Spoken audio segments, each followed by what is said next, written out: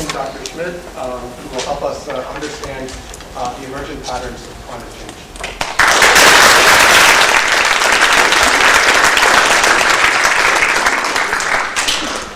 I like this bit of the talk because, like, you don't know how good I am.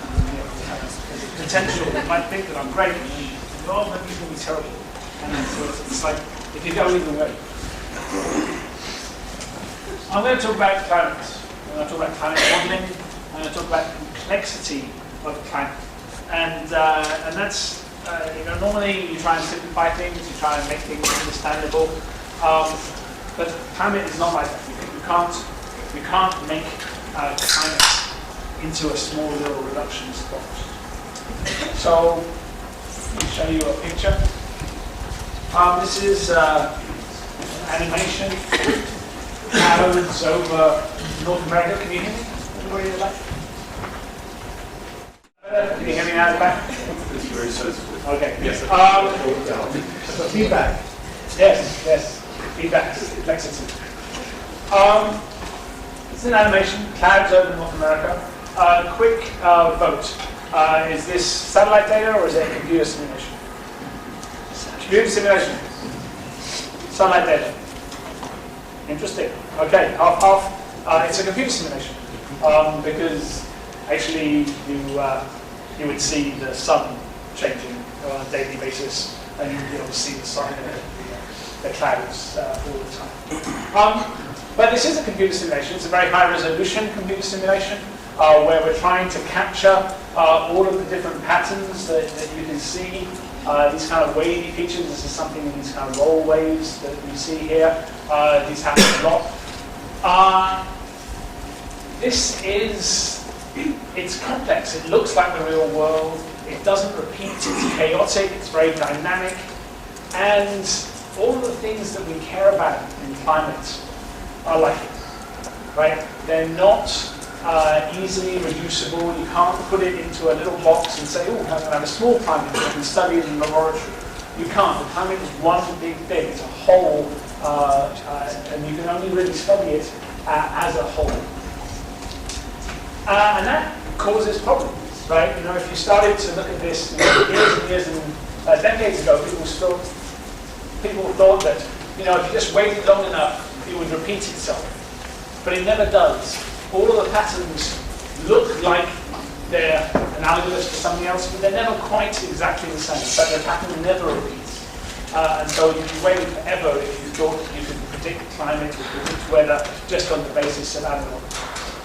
So you have to understand something about physics. You have to understand something about the mechanisms and processes that underlie this dynamics before you can start to make predictions or try and understand what's going on. The problem that we have in trying to do that, of course, is the enormous range of scales that we have to deal with. Right? Starting from the size of small aerosols, the micrometer level that create clouds or help clouds exist, all the way out to the scale of the planet itself. It goes from about 10 to the minus 6 meters to 10 to the 8, it's about 14 orders of magnitude. That's an enormous range of important physical things that we have to cover and be able to include all of them. If you think about the time scales as well, from microseconds all the way out to millennia, you're talking again about 14 orders of magnitude in time. And so what we're doing when we're trying to understand climate is we're trying to synthesize all of that information, capture all of those different phenomena, all of those different time and space scales in order to understand what's going on. That's a very tall order. Give you an idea about how difficult that is. If you think about a weather model that you're using when you check your phone, that's a forecast from a model that comes from NSEP. It predicts pretty well that today is going to be warm and that tomorrow is going to be much colder.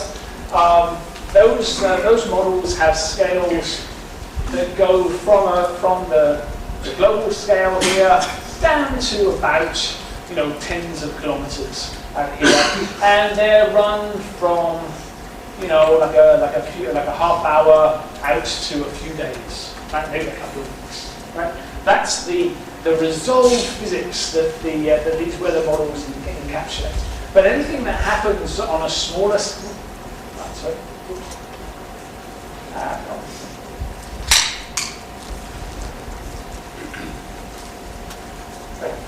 But anything that isn't captured there, anything that's like too small scale or that is too fast, we're not capturing that. So we call that subscale processes. These are things that we're not really resolving. They're things that we have to average over. What we do is we call them parameterizations. We try and capture the phenomena, but we're not really capturing all the details. Like all of the different heterogeneity of this surface here, with trees and buildings. Like in a weather model, all of that is kind of averaged into a kind of vague urban environment. Now, does that matter? It's very hard to tell. But this is what we have as the limit of the computational powers that we have right now.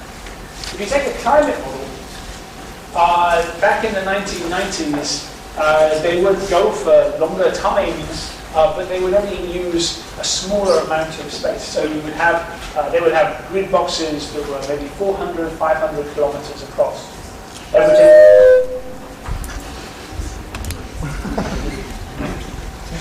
He makes me very nervous. No, he doesn't say that.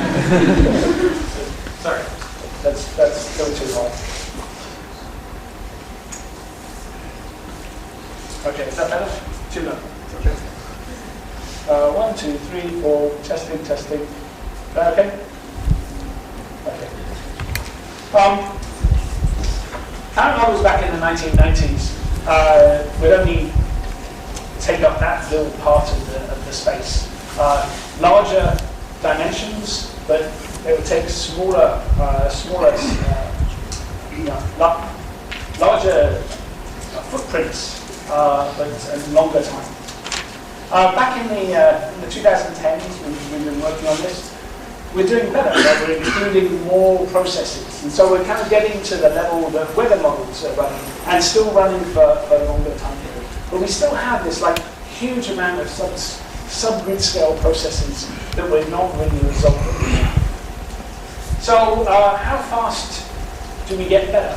Right. So roughly, we fill in one of these columns on one of these rows roughly every decade. So that's including all of the improvements in computers, in memory, in speed of processors. We get roughly one extra order of magnitude per decade. If you count the number of order of magnitudes that we need to be able to do this whole thing, basically we can expect that we're not going to be able to do the whole problem until around 2100. Now, we're already predicting that climate is going to be very different in 2100. So we can either sit around and just wait for computers to get good, or we can try and work out what's going to happen ahead of time. So that's what we're trying to do. That's a computer model. Some of you might recognize that, possibly not the undergraduates. It's a punch card. Every punch card was a single line of code. It's a single line of code from a subroutine that calculated the radiative transfer in the atmosphere. Fortran.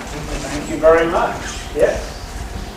Each of these coloured stack of cards was a single subroutine. Right, so you'd have to put them in order, otherwise it wouldn't work at all, and you have to do it again. It would take hours to put the whole computer in. So when people wrote code, they wrote code that was very terse and not at all commented, because why would you do that just for comment? Now, we don't use punch cards anymore, thankfully. We do still use Fortran, really, bizarrely enough.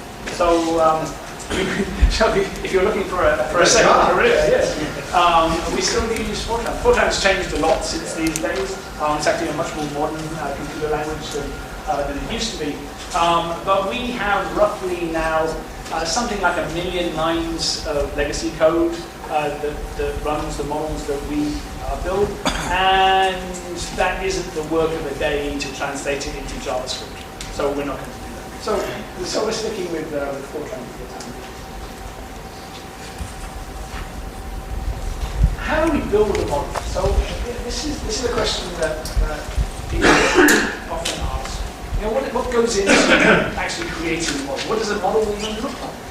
Okay, so I'll give you a little bit of an example.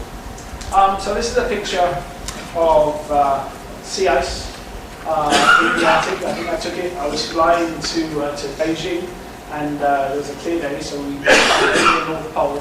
And so you can see that it was summertime, so there's a lot of light, and there was a lot of gaps in the ice. And so each of those is an ice flow a few kilometers across. There's a lot of physics that's going on there. If you go there, you can measure how much of the light is coming down, how much is being reflected, how much is being absorbed, how deeply it's being absorbed. What are the properties that make the ice grow or melt? How much water is there? And so all of these things we can go in, we can examine, we can calculate, and we can see what those different processes are. Right? We try and encapsulate those different processes in equations. Right? So these are some basic equations for what's going on between the ice and the ocean. And I mean, because some of you are physicists, right? You're not scared by equations, right? I mean, I could show this in a high school or in a church hall, and like people would be visibly shaking in their seats at this point. But I think that you guys can deal with it. These are some interesting, very interesting properties of these equations. But basically, it's just trying to keep track of stuff. How much energy goes in, how much ice is formed, how much water there is, and every time you change something, just make sure that if it goes away from somewhere over here, it ends up somewhere over there. Conservation of mass is a really powerful tool. And so we have all of those different equations. Each of them is an approximation to what's going on in a single different process.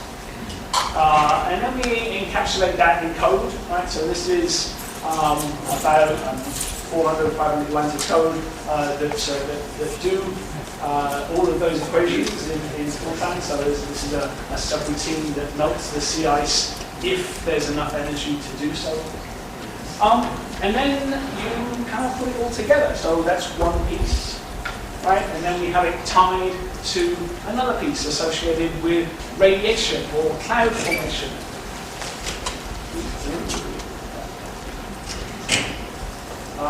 Or the radiation that comes from the sun and gets absorbed by the atmosphere or reflected from the surface. Each of those different processes encapsulated in that same way, and then we put it together, like in a jigsaw puzzle, right? So I'm slightly overusing the jigsaw puzzle metaphor in this presentation. I apologize for that. But it's actually quite good, right? We actually do fit things together in pieces, and we make sure that each of the pieces fits together, and we end up with a situation where we don't have a perfect simulation of the planet, right? But we have enough of the key elements so that you can get a good view of what the whole picture is like, even if one or two of those elements are either missing or been misplaced.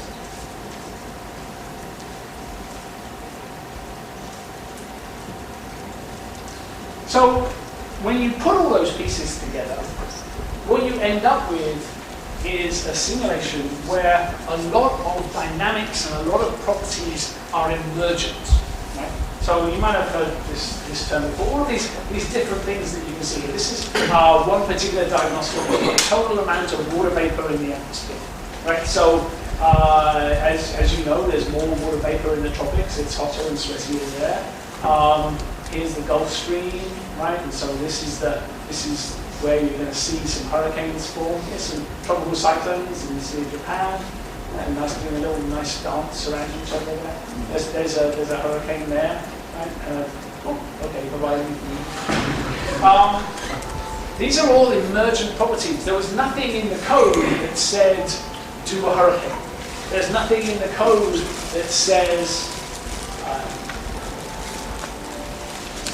there's nothing in the code that says have this atmospheric river go and deposit some rain in Chile, or have this storm system create itself. All of these things emerge because of those different processes fitting together as part of that jigsaw.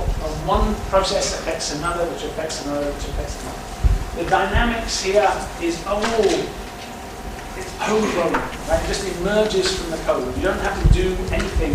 The code is in itself dynamic and chaotic, just as you can see. This is quite impressive.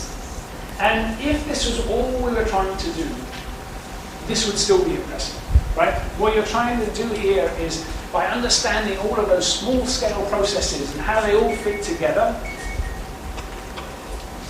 that those emergent properties, we can understand those. So we can compare them to the real world.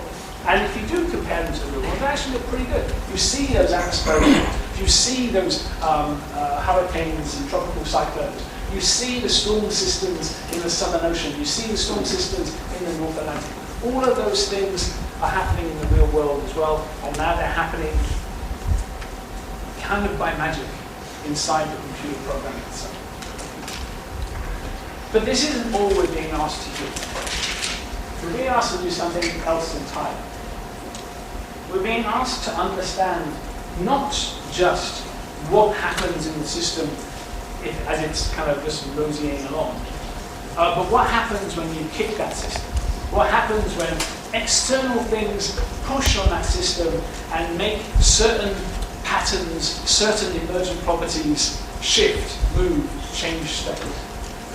Now, there's lots of ways to kick the climate system. The most impressive way, I think, is by having the Earth's orbit wobble. So you might not know this, but the Earth's orbit wobbles. There's a precession. It becomes more or less elliptical, and the tilt of the planet, thousands to hundreds of thousands of years. But they change the distribution of sunlight between the equator and the poles, between spring and summer, and they change the climate. The pacing of the ice ages is driven by these wobbles in the Earth's orbit. So roughly 20,000 years ago, this area would have been underneath maybe a kilometer or two of ice. That change is due to these wobbles in the Earth's orbit. The sun changes. We've been looking closely at the sun for about 30 years from satellites, and slightly more casually back to the invention of the telescope by Galileo. So we know that the sun has cycles, it has activity cycles, it has more or fewer sunspots. Right now, we're in the kind of tail end of a solar max. We had a solar minimum in 2008, 2009, and in another 5 years we'll have another solar minimum. It has about an 11-year cycle, and maybe it has longer-term variations as well. This is clearly something that has the potential to affect the climate. Large volcanoes throw up so much stuff into the atmosphere that they can actually provide a shield that prevents solar radiation coming down, hitting the surface, cooling the whole planet. Fires, biomass burning. If you can see something from a satellite, then it has an effect on climate, because it's changing how radiation from the sun or from the Earth is being transported through the atmosphere. The ozone hole that we created with our spray cans and our Freon and our refrigerators is changing the climate. It is changing the temperatures in the South Pole so much that the winds around the South Pole have increased by about 30%, which changes not just the temperatures, but also the fluxes into the Southern Ocean, the patterns of sea ice around Antarctica, and even the ice sheets in Antarctica itself. Right? There's lots of ways to change the climate.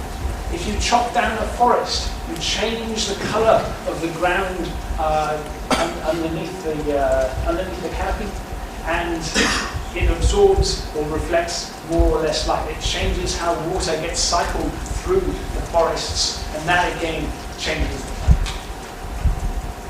climate. Contrails. They're artificial clouds that we are creating on a regular basis just from having planes fly through relatively dry air, putting out water vapor in their engines with a lot of aerosols. They change the climate. And of course, greenhouse gases change the climate. The reason why the planet is not an ice ball is because there is enough IR absorbing gas in the atmosphere to keep us toasty warm. And we're changing those by quite a large amount. And so we have lots of different ways in which we can keep the system. How do we know that our understanding of the system is capable of predicting what's going to happen should any one of those things occur? Okay? We have to test that. We can't just take it as read, that just because I can create a lovely animation of water vapor across the thing, that means that I can predict everything that's going to happen in the planet. Right? We have to test these things. You can't just take it for granted that we know everything or we know how everything is going to respond.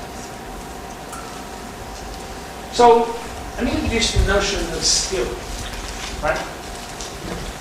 Now, skill in a model is basically a question of, is this model useful for something, right? Do I learn something more by using this model than I would have known or understood without it?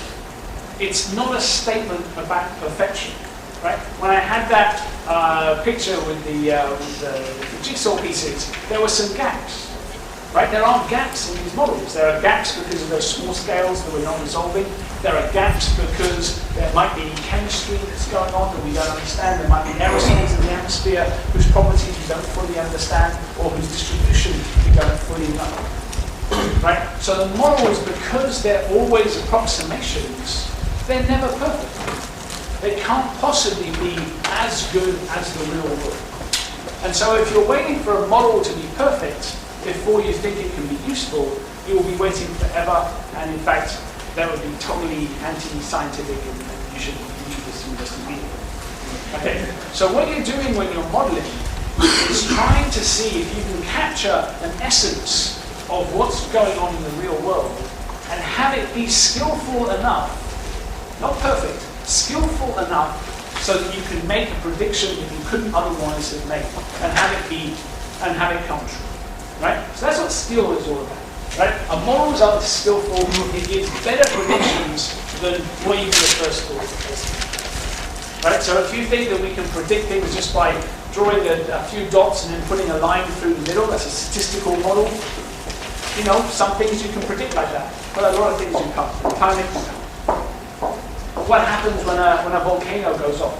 Linear fits are not going to help you. You need to understand the physics of what is going on. So, do models have skill? Right? Do these class of models have skill? So, I mentioned volcanoes. I'll give you an example. I'll walk through this particular example. So what happens when there's a big volcano? The last big volcano we had was in 1991.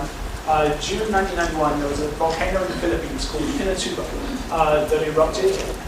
It had a column of ash and smoke and sulfates that went up about 15 kilometers. It was a huge, loud explosion. And it put into the stratosphere about 150 teragrams of sulfur dioxide. Now, sulfur dioxide is special because when that oxidizes in the atmosphere, it creates sulfuric acid, H2SO4. Those sulfate particles condense and they're white.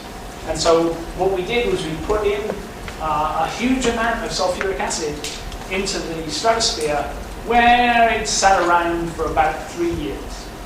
And because it was white, the sun's rays coming in reflected off those little white particles and didn't get down to the ground.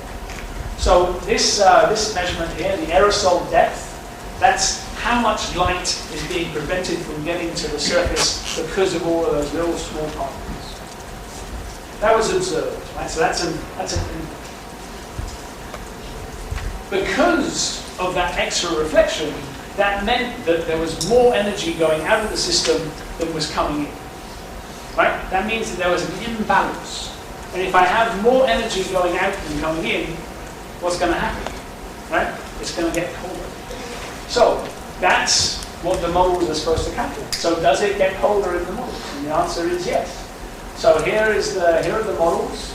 Each of these little lines behind the lines there were different examples of different models that were doing this calculation. And you can see that the whole thing kind of cooled by about 0.5 degrees in the global mean. So that's actually quite a lot. And then this is what actually happened in the real world. These red and blue lines were two different estimates of how much the planet actually cooled. And so you can see that on average, the models did a very good job. And in fact, the first time we did this calculation in October 1991, less than 3 months after the eruption had gone off, and we actually predicted that the planet would cool by about 0.5 degree, which it actually did. So we predicted that before it happened, right? Which is the essence, I think, of scientific prediction. But not only did it get this thermal cooling rate, it got a whole bunch of other things right too. So one of the other interesting things about these big volcanoes is that in the winter after a big volcano, instead of the planet as a whole getting colder, you often get this pattern called winter warming in Europe. And that's a very odd thing. People had seen it before. Why does it get warmer in Europe even though the whole planet is getting colder? And it turns out that because of what's going on in the stratosphere, because of the changes in the temperature there, the winds change. And in fact, the winds become stronger. And during the winter time, strong winds going into Europe take warm ocean air onto a cold continent and then make it warm.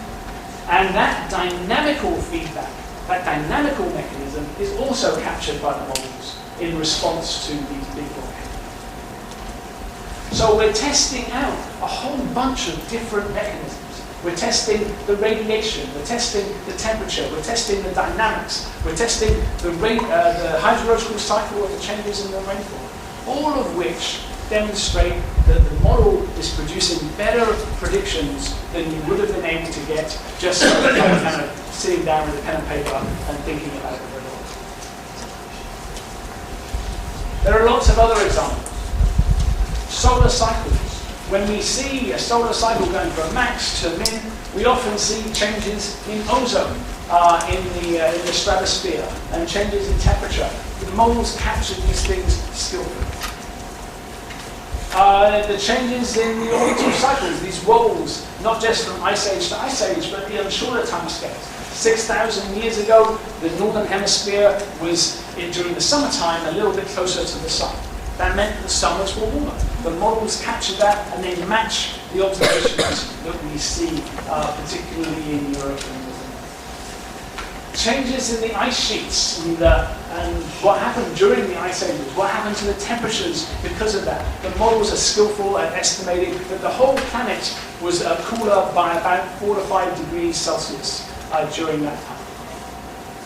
It's skillful. Over the 20th century, where we've been doing a lot of different things. We've been increasing the amount of air pollution, we've been increasing the amount of carbon dioxide and methane, and we've been chopping down forests, and we've been increasing the amount of irrigation. All of those different things, we have skill at matching the temperature changes, not just at the global scale, but also at the continental and better scale. The models have skill. One random thing that we did years ago was look at the impact of a big lake that burst. Now, when I say a big lake, I don't mean like a great lake. I mean an even greater. There was a lake in Manitoba and Ontario, kind of dipping into the northern United States, that was kept in place by the remnant of the ice sheet. And about 8,000 years ago, there was so much water in that lake that it caused the ice that was stopping it from getting to the sea to float up, and all of that water disappeared into Hudson Bay and then into the Labrador Sea in the space of about 6 months. Now, there was so much water in that lake that it raised global sea level by about 1.5 feet. Right? So that's a lot of water. It's much more than there is water in the Great Lakes now. And at that time, there's also this interesting cooling event that happens for about 50 years in the Greenland reservoirs and in cave records across the northern hemisphere.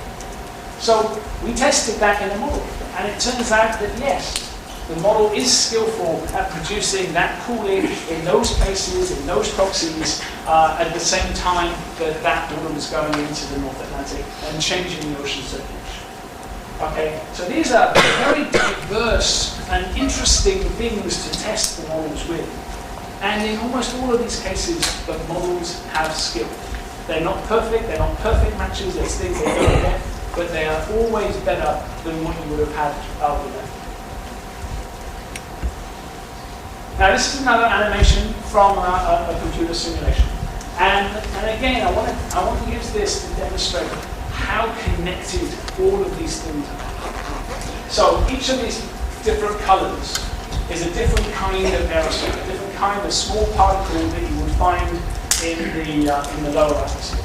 So the orange aerosol, that's dust. That's dust coming off the Sahara and then kind of like swirling in the Atlantic.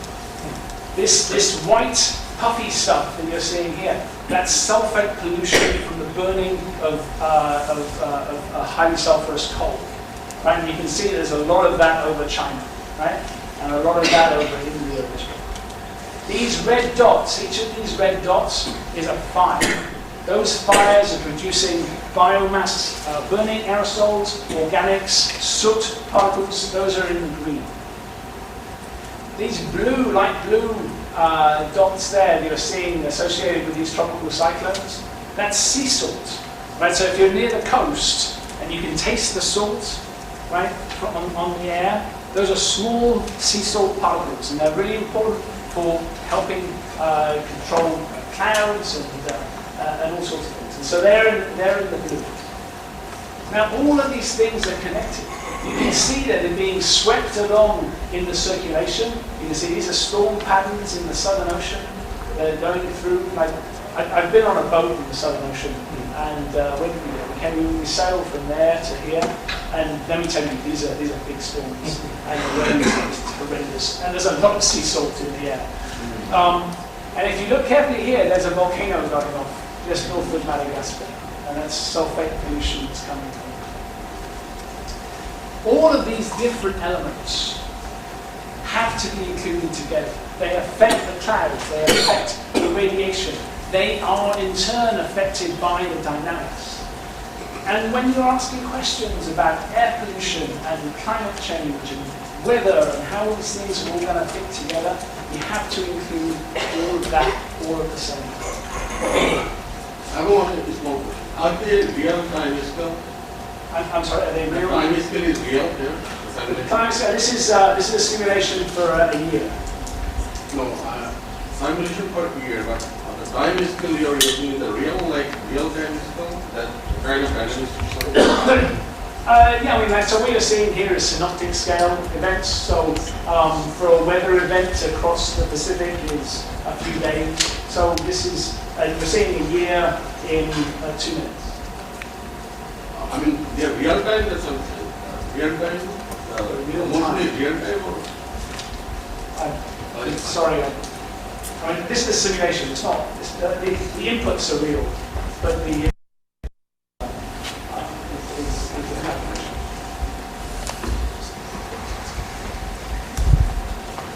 So let's go back to the 20th century. Over the 20th century, increasing the amount of fossil fuel that we're burning. And you can compare the models when you put in all of those different pieces to what actually happens in the real world. And you can see that, for everyone, this is slightly smooth so you can see what's going on. Every year there's a lot of weather that's going on, and that's uncorrelated in each of the different, in the model and the real world. But as you start to see and you start to get to the present day, you start to see there's a pattern that's emerging. And somebody trying to get in. Oh, okay, so that's ready. So you see some of these large-scale patterns, particularly the warming in the Arctic compared to the Antarctic, the warming over land compared to the ocean, the warming in the northern hemisphere compared to the southern hemisphere.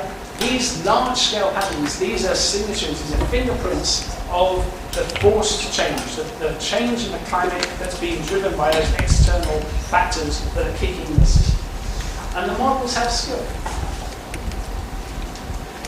But the real reason why we have models is kind of comes from the following. If we had observations of the future, then obviously we would trust those observations more than models. Right? But unfortunately, observations of the future are not available at this time. Right? And that's always going to be the case. Right? People say, oh, don't use models, look at observations. That's fine, you can look at observations. But if you need to make a prediction for something that hasn't happened yet, you have no observation. Right? You have to use a model. And we have to make sure that the models that we have and that we use have skill. What does the future have in store for us? We have a number of things that are pushing us in a direction. One is the time scales of the carbon cycle, the time scales of our economy, the time scales of the ocean, all of which make our changes to the atmosphere be not something that's just going to disappear in a couple of years, but is something that's going to last for decades and centuries. So we can actually have a pretty good prediction of how carbon dioxide and methane are going to increase over time. This business as usual case, that's if we don't pay any attention to this and we keep burning fossil fuel and we don't care really what happens to the atmosphere. That's the kind of temperatures that we're going to get. These red numbers here are greater than 4 degrees Celsius. So if you think back to, I mentioned the Ice Age, right, when we had a kilometer of ice outside here, that planet then was about 5 degrees colder than it is now. Right? So what we're talking under a business as usual scenario is one Ice Age unit in the other direction. When we had an Ice Age on this planet, it was a different planet. Everything was different. Another Ice Age unit in the other direction, it will be a different planet. We could be really, really aggressive. We could stop carbon dioxide being emitted now. We could turn everything around. We could start sequestering carbon dioxide. We could start sucking carbon dioxide out of the air using unknown chemistry, though it's very expensive. And if we did that, we'd end up somewhere around here. So a little bit more warming, but basically not that much more warming than we have now. Right? This is extremely aggressive, and quite frankly, it's not going to happen. The kind of thing that we can actually anticipate happening, because people are slow, because systems are slow, because our ability to move as a society is slow, is some serious attempt at mitigation towards the end of this, towards the middle of this century and increasing towards the end. But even then, you're still talking about increases in temperature locally, another 4 degrees, complete collapse of Arctic sea ice, changes in Africa and in the tropics, in places that have almost no temperature variation year to year, changing by more than any human civilization has ever seen in those areas. And that's a rosy scenario.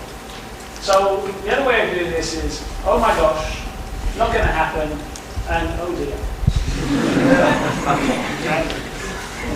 Those are our choices. Sherwood Rowland won the Nobel Prize for working out the chemistry that led to ozone depletion. And he subsequently became quite a strong advocate for reducing the amount of CFCs, those are the chemicals involved, and that led to the Montreal Protocol, and it led to the phasing out of CFCs. And he was asked why he did that, and he responded with this: what's the use of having developed a science well enough to make predictions if, in the end, all we're willing to do is stand around and wait for them to come true? And that's exactly where we're at. Right? Climate scientists like myself, and not just me, but people around the world, are making predictions that are good enough. And we're looking at what that means going forward into the future. And we really don't know whether we're more willing to do something than just stand around. The choices that we have as a society are not dictated by me or my colleagues or other climate scientists. Where most people don't pay us any attention, and if they do pay us attention, it's just mainly to troll us on Twitter. We don't control anything. Right? We don't run anything. We don't make big decisions.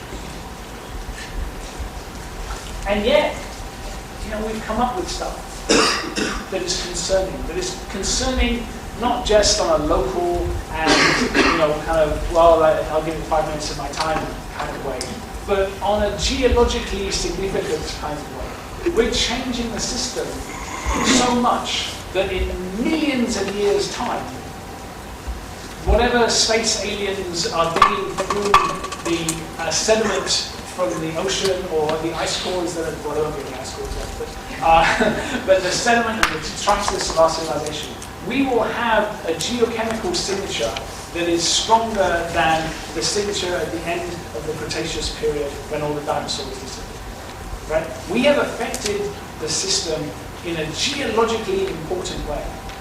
For our humans. That's concerning. It concerns me. And so we don't know what to do.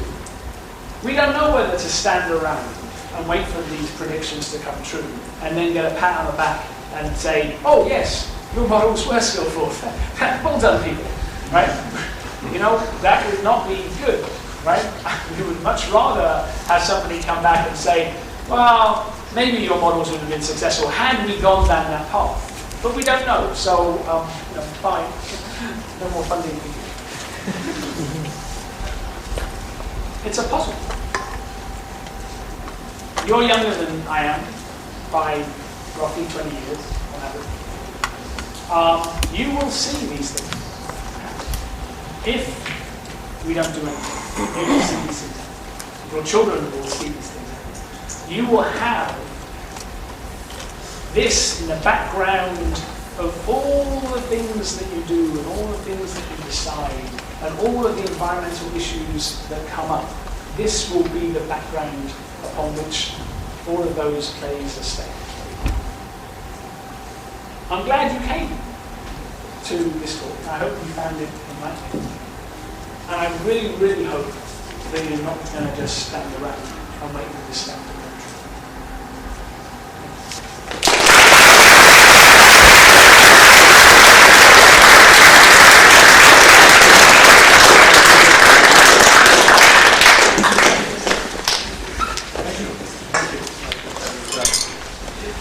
Very enlightening.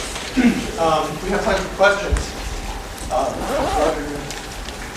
have a couple of questions. One, does the model of your models predict that rising temperatures increase a rising CO2 in the atmosphere or vice versa? Both. So increasing carbon dioxide, increasing the temperature of the greenhouse effect. And How does that tie in with historical records of the temperatures and CO2 over all kinds of ages? Right, because the carbon cycle itself is also a function of temperature. So when we had the Ice Age, how many forests were there here in the boreal region? Well, none, right? There was ice instead. So the carbon that's sequestered in forests, the carbon that is cycled in forests, changes dramatically with climate change. The amount of carbon dioxide that gets dissolved in the ocean is also a function of temperature. So as you make the ocean colder, it absorbs carbon dioxide. So you have to factor in the fact that the carbon cycle itself is also a function of temperature. And temperature is affected by carbon itself. So there's a faceted feedback that has multiple processes that are going on. So what went on during the Ice Ages is that the worlds of the Earth's orbit were changing the ice, changing the temperature, which changed the carbon cycle, which amplified those effects, and then it kind of went on. So that the magnitude of the Ice Ages is impossible to understand without including the feedbacks from the carbon cycle. And so when we're going forward, we anticipate that there will be carbon cycle changes as well. So we think that those will amplify the changes that we're making. It will be harder for the oceans to draw down the extra carbon dioxide that we're putting into the system, and that will actually, not on a very short time scale, but by the end of the century, that will be increasing the impact of climate change on the whole system. Just to follow up on that, should these temperatures be the surface temperature of the atmospheric temperature, or do they include the mid-ocean depth temperatures, which I understand are much warmer than has been over the last 60 years? So most of the interaction of the carbon cycle on short time scales is associated with the upper ocean. So the mixed layers and a little bit below. So maybe the top 100 meters, 400 meters in places with different. Last question on that. Do your models include any of these new things about the sub-ocean volcanoes? There was the news lately from this lady from Monterey. No. So those are very long and slow feedbacks in the system, and so we haven't included those. That's very new and interesting stuff. Yes. I think these models have a permanent on their skillfulness. Yeah. What kind of bug bias? Is it bug bias or lack of knowledge, or is it computing power? It's hard to tell. What we found over the decades we've been doing this is that increasing computer power does give you more skill, but actually you get much more skill by understanding processes better, understanding the physics, and including more of the things that you just thought that you could just ignore. Right? So now the models include aerosols and atmospheric chemistry, and now they're more skillful, even though they have more degrees of freedom, because we're including more of the key things that actually make a difference. Right? So it kind of comes and goes. Right? Sometimes you can change something and the skill goes away, right? And you try and understand that, and then maybe you can make it come back. Right? Increasing the computers, increasing the complexity, but increasing our understanding of the fundamental processes is actually the biggest thing that gives us more skills. This is pretty complex, in particular when you're showing the water effort as we go. I'm pretty much sure that this is definitely a lot of non-linear factors. Oh, for sure. So, I'm just curious, what kind of algorithms actually, kind of area you're using? Are you using kind of boundary condition or those kind of things? And on the other hand, what is the degree of non-linearity? What actually governing patterns? Like, we know from dynamics, definitely it's a non-Newtonian. So, what is actually the driving dynamics here, particularly in this kind of scenario? So the boundary, we're solving the equations on a sphere. So it joins up. So there's no side boundary conditions. The bottom boundary condition is basically where the continents are and what's on the continents and what's being included. There are non-linearities in all the different processes. There's very few linearizations that we make. There's non-linearities in cloud formation. The difference between no cloud and cloud is a huge step change in radiation, for instance. The thresholds for ice melt, no ice at 1 degree, lots of ice at -1 degree. So we see all of those thresholds, and when you see something that looks like it's smooth, basically you're averaging over 1,000 different non-linearities, and it just looks smooth in a statistical sense. But it's not actually smooth. Yeah. What is your typical region? Like you analyze like 100 times like square or something because of the lot of non-linearity factor. You actually smaller your sample size. So the grid size that's our smallest unit. The models that we're running now is about a degree latitude longitude, so that's about 100 kilometers. Our next generation will be about 50 kilometers. And basically what you're doing is you're averaging everything within that box. And so if there's important non-linearities that come up because of heterogeneity within that box, you have to have something very specific that allows that to happen. And we try and capture that, but we're not capturing it specifically. So obviously you can't predict, you can't look into the future, but you can look into the past. So if you took your knowledge now, you look at X number of variables, and you've got the data from 100 years ago, would you predict that you are here? In other words, would the model really apply? And the second part of that, obviously we can't account for like natural disasters. Are there things that, kind of like the market, the market kind of markets itself, right? Something goes wrong, the market kind of balances out. Because are there instances where, you will predict something, but it's a cyclical disaster that kind of brings nature back, or nature knows better than we are. Okay, so I'm not going to give nature any agency in this, like it doesn't really know what we're doing. So yes, so the runs that we do, the simulations that we do for the 20th century, we start them off with the conditions in 1850, and then we just let it go. Right, we don't give it more information, we just tell it how much the carbon dioxide changed, how much the aerosols changed, how many forests we chopped down, and it just produces its own estimate of where we are now. And that's good. But of course, there are like big things that could happen that would make any prediction that we make going forward moot. Right. So, for instance, if we had a really, really big volcano, like Toba, went off in about 70,000 years ago. That was something like 200 times as large as Pinatubo. People think that it was a real bottleneck for human evolution. It was a disaster on multiple scales. So if something like that happened, all better. If we get hit by another asteroid the same size that destroyed the dinosaurs, nobody will care what we think about climate change. Right? So obviously, all these predictions are contingent on nothing really terrible like that.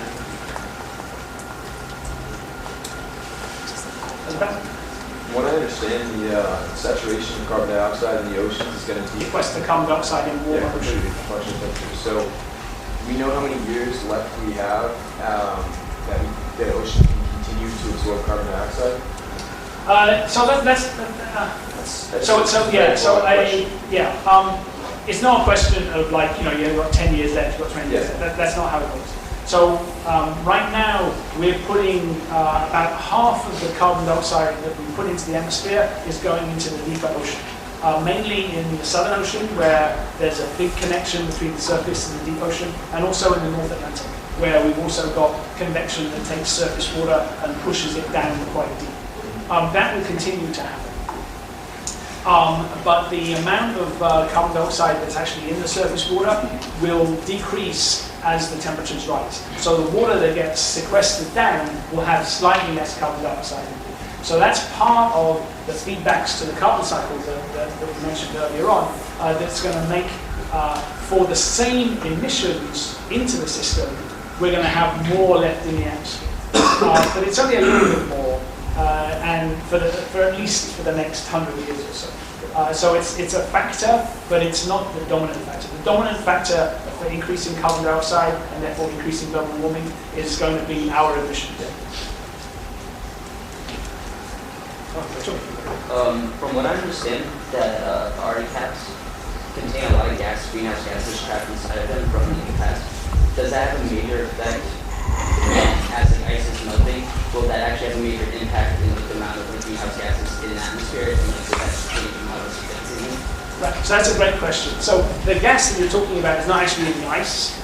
It's mostly in the permafrost or underneath the permafrost. So in kind of tundra regions, you have a lot of organic matter in the soil, and right now that's frozen. Right, so frozen organic matter doesn't do very much.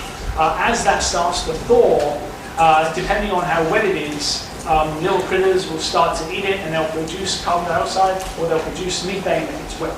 There are methane stores as well underneath the permafrost, and underneath the shallow shelves in the Arctic. And people are concerned that as that area warms and the permafrost kind of becomes a little discontinuous, that we're going to have a positive feedback from methane and from carbon dioxide. So that's something that we don't know a huge amount about. It's something that we're paying a lot of attention to. And it's something that you can go back and you can look in the past and see, what are has that happened before, right? What's been going on? So I mentioned the early Holocene, so about 6,000, 7,000 years ago. The Arctic was actually a little bit warmer then than it is now. There was less sea ice. And a lot of those areas that are now permafrost were not permafrost.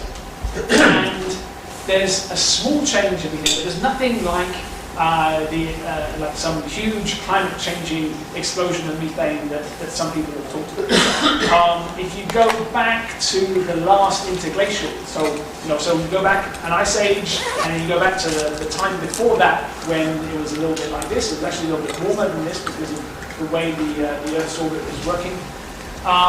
Again, there's no evidence that there was a big shift in methane from those sources.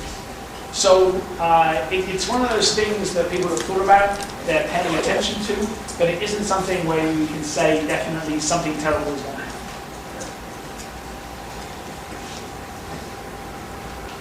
A lot of people who deny global climate change will cite the fact that your job and your career depends on this, and as a result, your science and your findings can't be trusted. Yeah. How do you respond to those people? So, so I started off as a mathematician. I got into working on climate because I did a postdoc where, the kind of thing that I did for my PhD, which was the topographic control of coastally trapped waves and the rotating stratified flow, turned out not to be that interesting to anybody else. I didn't start doing this because I wanted to save the world. I was doing it because, it was modeling, it was computers, it was code, it was interesting, people cared. And that's just the path I took. If I hadn't taken that path, I'd be doing something else. I'd be coding and be a software engineer. But I think a better answer is actually what happened to people like Sherwood Roland, right? So when people discovered the ozone depletion issue, right? So we were seeing ozone go down. We understood the chemistry that was creating this kind of catalytic ozone loss in the stratosphere. People were making predictions, and then there was the Montreal Protocol and all the different amendments to that, and they said, no, we're going to stop doing it. All of those people, Roland went on to work on tropospheric chemistry. Mario Bellino went on to work on other aspects of things. Everybody moved on to something that was more interesting at the time. And that's what happens to scientists. There's no shortage of interesting questions, and there's no shortage of funds to understand interesting questions. I now work for the federal government. Like, they can't fire me unless I really do something really terrible. Which I'm not going to do. I mean, so, like, the idea that I talk about this because, I have to do this in order to maintain my position, it's a joke. Like, if we wanted to make a lot of money, I'd be in banking.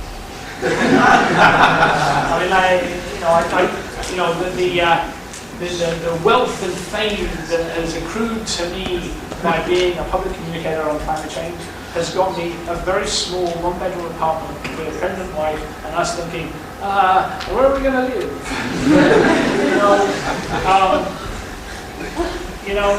It's nonsense to think that people do this for the money.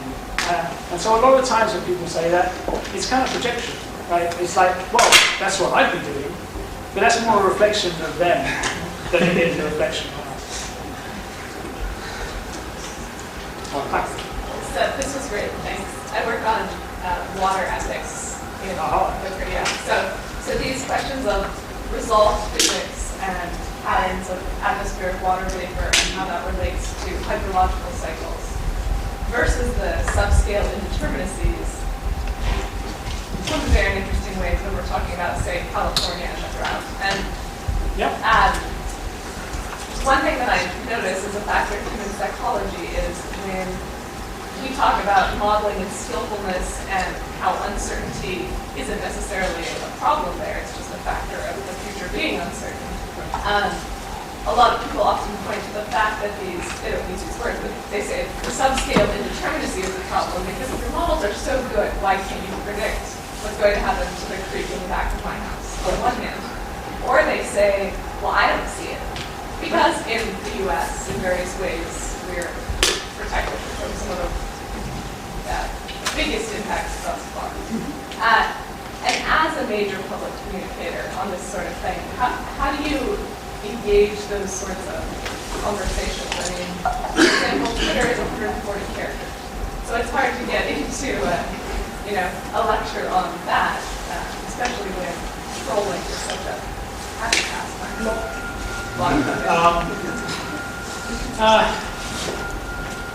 So, I mean, I try to make it clear to people that we're not pretending to be particular, right? You know, like within the community, when we talk about how you demonstrate skill, I'm very proactive in telling people that don't talk about predictions unless you can demonstrate skill. Right? So, you know, when you've got a model run that says, okay, well, yeah, this model says it's going to dry out in California like tomorrow. And people, it's dry in California, and say, oh my God, it's a perfect prediction. But it's not really. You're publishing it because of that. And so did you demonstrate skill in some kind of error sample set? I mean, it's basic statistics, right? You know, if you have a calibration data set and you think you're doing everything fine there, find a different data set where you can predict something that you didn't already do, right? So one of the things that I like, and you know, I kind of put in a little bit of it throughout there, is paleoclimate. Right? Now, despite the fact that I work for NASA, and NASA has no interest in paleoclimate because it turns out we didn't have any sunlight still. You know, I think it's a really important aspect. You know, you have to go back and make those hindcasts and demonstrate that you have skill. No, we don't have skill at the scale of somebody's creek in his backyard, right? You know, unless this creek is the Amazon in his backyard. And so, you know, so you engage that conversation by saying, no, there's like what we can know is more than nothing, but it is not everything. And so, you know, at that small scale, you have to be talking about, well, how do you build resilience to the kinds of things that we're predicting, but not anything specific, because A, we don't know how predictable that is, let alone what that prediction is. And so, you end up having a lot of actually quite subtle conversations about the nature of knowledge, the nature of predictability, and what is science anyway, which I enjoy a lot. And so I just wrote a paper on the philosophy of climate modeling that tries to engage exactly in those kinds of questions. I sent it to a philosophy journal, of course, and I didn't cite any of their stuff. And so like the reviewers would say, you haven't cited any of our stuff. And I said, yes, yeah, that's true. So I had to cite all this. But it's, you know, it's interesting to get into that. It's interesting to get into it from being a working scientist who up to now basically didn't pay much attention to the philosophy of what we're doing, and now, because of these kinds of cognitive interactions, has had to start thinking more about what is it we're actually doing and why does it make sense to anybody else. And so those kinds of questions have started to engage me more. And a lot of it comes from this kind of public interaction. So, yeah.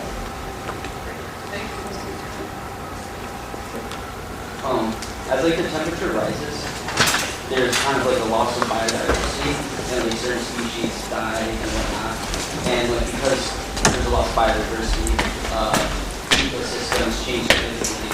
Is there like any way that those models you guys have predicting like climate change account for those changes, or is that just something specific? You know, I mean, that's really cutting edge stuff. Like trying to predict how ecosystems are going to move and change as a function of this. That's really difficult. And when we try and do that, we generally find that like the biases in the model are enough to take that ecosystem and just destroy it anyway without anything else happening. So, you know, we don't. That's somewhere where we don't yet have a lot of skill, where you probably better off talking to people who actually understand those ecosystems rather than looking at them. I think we should probably let people who need to escape. But I'm more than happy to